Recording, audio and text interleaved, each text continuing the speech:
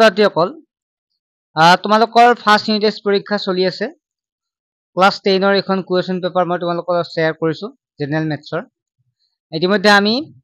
আটাইখিনি পঢ়ুৱাই দিছো তোমালোকৰ অনলাইন ক্লাছত ছাত্ৰছাত্ৰীসকল তোমালোকক অনলাইন ক্লাছৰ বিষয়ে মই অৱগত কৰাই আছো প্ৰতিটো ভিডিঅ'ত কোৱাৰ বাবে বহুতে বেয়াও পাইছে কিন্তু বহু ছাত্ৰছাত্ৰী অৱগত নহয় আমাৰ টিউচনৰ বিষয়ে যাৰ ফলত টিউচনৰ পৰা বঞ্চিত হৈ আছে একাংশ ছাত্ৰছাত্ৰী দুখীয়া তথা মধ্যবিত্ত ঘৰৰ ছাত্ৰছাত্ৰীখিনি কাৰণ পেমেন্ট কৰিব লাগে অথবা পইচা দিব লাগে টিউচনত 400 ৰ পৰা 1000 পৰ্যন্ত দিব লাগে মিনিমাম 400 500 তাৰ ওপৰতে সকলো টিউচন গতিকে বহু ছাত্ৰছাত্ৰীয়ে দিব নোৱাৰে 12 দিনত ইমান পইচা দিব নোৱাৰে যাৰ ফলত টিউচন কৰিব পৰা নাই আৰু যেতিয়া আমাৰ অনলাইন ক্লাছৰ বিষয়ে অৱগত হৈছে তেতিয়া বহু ছাত্ৰছাত্ৰী জয়েন হৈছে বিশেষকৈ একেদিন বহু ছাত্ৰছাত্ৰী জয়েন হৈছে তেওঁলোকে যেটো কম মাসুলতে আটাইখিনি শিক্ষা পাব যেটো গতিকে চাৰিটা বিষয় এটা দুটা নহয় চাৰিটা বিষয় ম্যাথ সায়েন্স সোশ্যাল সায়েন্স আৰু ইংলিশ গ্ৰামাৰ লাইভ ক্লাছৰ জৰিয়তে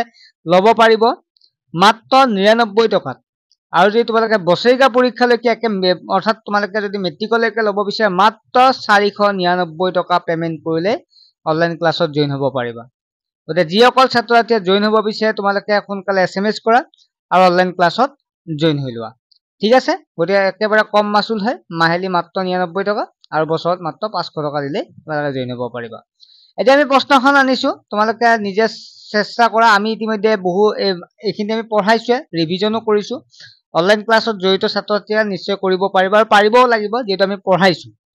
প্ৰথম কৈছে প্ৰশ্ন 1 ৰ পৰা 25 লৈকে প্ৰতিটো ঠাইত মূল্যাংক 1 অৰ্থাৎ তোমালোকে জানা যে মেট্ৰিকটো তেনেকৈ হয় 50% তোমালোকৰ এমসিকিউ থাকে 50% ডেসক্ৰিপটিভ থাকে অৰ্থাৎ 1 নম্বৰে 100 ৰ ভিতৰত 50 টা থাকে 90 ৰ ভিতৰত 45 টা থাকে হয় নহয়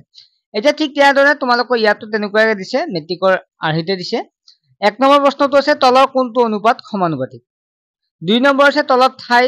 টকা খালি ঠাই ওয়াৰ মান নিব একেবাৰে সহজ হয় এবিলাক আমি পঢ়াই গৈছো নেক্সট 3 নম্বৰ আছে 7:x = 8 24 তেন্তে x ৰ মান কিমান হ'ব 9000 সংখ্যাটো বৰ্গ সংখ্যাটো কিমানটা শূন্য থাকিব ইয়াৰ মানটো উলিয়াব দিছে আমি পৰীক্ষা পাততে এনেকুৱা প্ৰশ্ন দিছিলো তোমালোকে সেই কাৰণে সুবিধা হৈছে এটো next question -1 to the power 5 ৰ মান কিমান হ'ব 51 আছিল নেকি এটো কিমান আছে 51 হ'ব হা মান কিমান হৈছে নেক্সট 7 টো আছে ইয়াত দিয়া আছে এমৰ মান উলিয়াব দিছে 8 টো আছে সাধাৰণ উত্তৰ উলিয়াব দিছে তোমালোকে এইবিলাক পঢ়ি আহিছা নেক্সট 9 নম্বৰ তলৰ কোনটো পৰিমেয় সংখ্যা 10 নম্বৰটো আছে তলৰ কোনটো সংখ্যাৰ দশমিক বিস্তৃতি পৰিসমাপ্ত 11 টো আছে 50 আৰু 20 ৰ গসাউ ইনটু লসাগু হ'ব তোমাৰ ফৰ্মুলাটো মন আছে থাকে দশমিক সংখ্যা 0.6 ৰ বাবে পৰিমেয় সংখ্যাটো হ'ব তলৰ কোনটো অপৰিমেয় সংখ্যা 6/15 ৰ দশমিক বিস্তৃতি হ'ব নেক্সট ইয়াত এই সংখ্যাটো মৌলিক সংখ্যা নে যৌগিক সংখ্যাটো লিখিব দিছে 16 নম্বৰটো হৈছে ইয়াৰ এটা পূৰণ কৰিব লাগিব ইয়াত তোমালোকে জানা a - b a + b formula ব্যৱহাৰ কৰা হৈছে প্ৰথম কৰি লবা তাৰ পিছত তোমালোকে আনসাৰ দিবা হেতুৱে হ'ব পৰিমেয় হ'ব না অপৰিমেয় লিখিব লাগিব 17 নম্বৰ a আৰু b দুটা যোগাত্মক অখণ্ড সংখ্যা দিয়া থাকিলে কি বাৰু r দুটা এনেধৰণৰ পূৰ্ণ সংখ্যা দুটা বাছি উলিওৱা যাতে 18 নম্বৰটো দিয়া আছে বহুত কোনটো বহুপদ খুদিছে 19 নম্বৰ যদি -3 বহুপদ x² + 11x + k এটা k এর শূন্য হ'ব k এর মান হ'ব কি খুদিছে যদি আলফা বিটা 2x² + 3x + 5 বহুপদটো শূন্য তেন্তে 1/α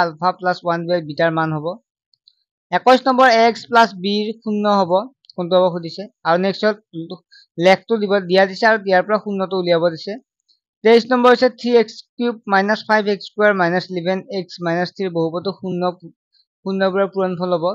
24 নম্বৰ t² - 15 বহুপদটো শূন্যবোৰ হ'ব